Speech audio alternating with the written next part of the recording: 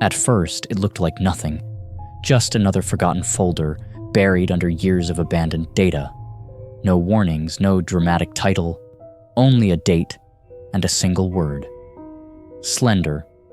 Most people would have closed it immediately, but curiosity is a quiet disease. It doesn't rush, it waits. Inside the folder were images that felt wrong, not violent, not disturbing at first glance, just forests, empty playgrounds, family photos slightly damaged, like someone had tried to erase something but failed. And then you notice it, always in the background, never centered, too tall to belong, too still to be human. Once you see him, your eyes refuse to let go. Your brain tries to name the shape, to explain it. A trick of light, a shadow, a mistake. But the longer you stare, the more the silence begins to feel crowded. This is not a story meant to scare you quickly. It's a story that stays, slowly, quietly. And by the time you realize what you're watching, it's already watching you back. Slender Man did not come from ancient books or forbidden rituals. There were no dusty manuscripts or hidden cults. He was born in the most ordinary place imaginable, the internet. In 2009, a simple image editing contest produced something unexpected. 2 photographs, children playing, a tall figure added in the background. No face, no expression, no explanation. What followed was not planned. People added stories. Others added documents. Fake police reports, diary entries, missing person notices. Each piece alone meant nothing. Together, they felt real. Slender Man became something more than a character. He became a pattern, appearing wherever fear needed a shape. The myth evolved. He didn't chase. He waited. He didn't scream. He corrupted. Cameras failed around him. Memories blurred. Victims disappeared without resistance. And the most terrifying part wasn't his appearance. It was how easily the mind accepted him. Because Slender Man does not break reality. He slips into the cracks that were already there. Every legend has rules. Slender Man's were never written clearly, but they repeated themselves. He appears slowly, often in forests, sometimes in photographs taken years earlier. Children notice him first. Adults dismiss it. The presence causes headaches, paranoia, nausea. Technology fails. Audio distorts. And once he has been noticed, he does not need to chase you. Victims often describe the same thing, a feeling of being observed even when alone, a shape at the edge of vision that disappears when looked at directly. Sleep becomes unstable, dreams bleed into waking hours, reality feels thin. What makes this unsettling is not the creature itself, it's the consistency. Thousands of unrelated stories written by people who never spoke to each other, describing the same experience. Not screaming terror, not panic, just a quiet understanding that something has noticed you and is in no hurry. Slender Man does not hunt like an animal, he waits like an idea, and ideas, once planted, are almost impossible to remove. At some point, the line began to blur.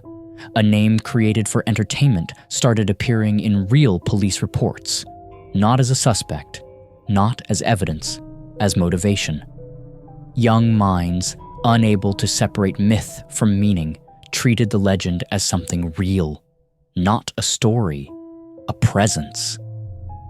This is where the narrative becomes uncomfortable, because Slender Man was never meant to exist outside imagination. But imagination is powerful, especially when shared. Parents asked questions, authorities dismissed connections, media searched for blame, but the truth is simpler and more disturbing. Fear does not need to be real to cause real damage. Slender Man became a mirror, reflecting anxieties already present: isolation, loneliness, the desire to be seen. even by something monstrous. When fiction feeds emotional gaps, it stops behaving like fiction, and the legend gained weight. Not because he was real, but because belief made him feel unavoidable. Why forests? It's where Slender Man feels most natural. Tall trees mimic his shape. Silence amplifies expectation. Humans evolved to fear what watches silently from the dark.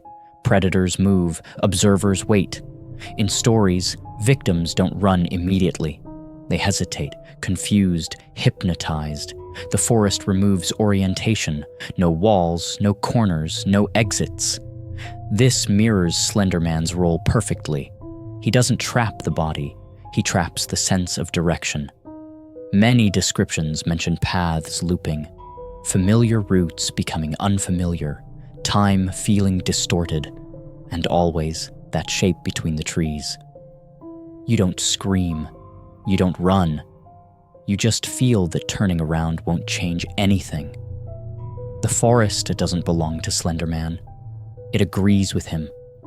And that is why the legend endures, because deep down, the fear already exists. The story simply gave it a name. A faceless figure is not a design choice. It is a psychological weapon. Faces allow interpretation, emotion, intent. Slender Man has none. Your brain searches for meaning and finds nothing.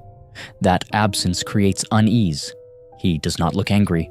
He does not look calm. He looks unfinished, which forces you to project your own fear onto him. This is why different stories describe different outcomes, different behaviors, different endings. Slender Man adapts because he is not fixed. He is shaped by the observer. The less defined the threat, the harder it is to resist. You cannot reason with it. You cannot understand it. And understanding is how humans feel safe. By removing his face, the legend removes comfort.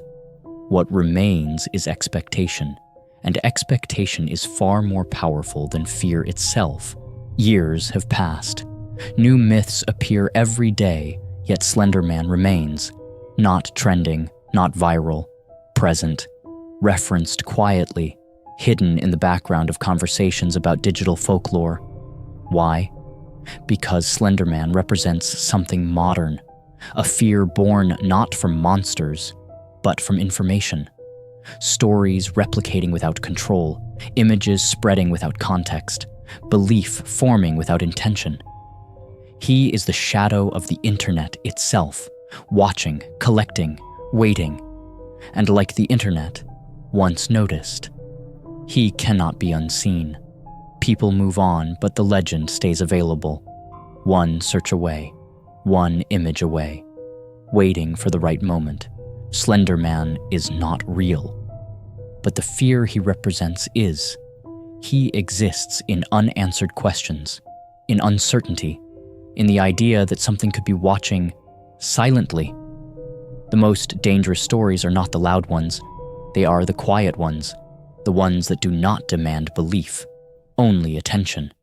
If you walk away from this story feeling nothing, then it failed.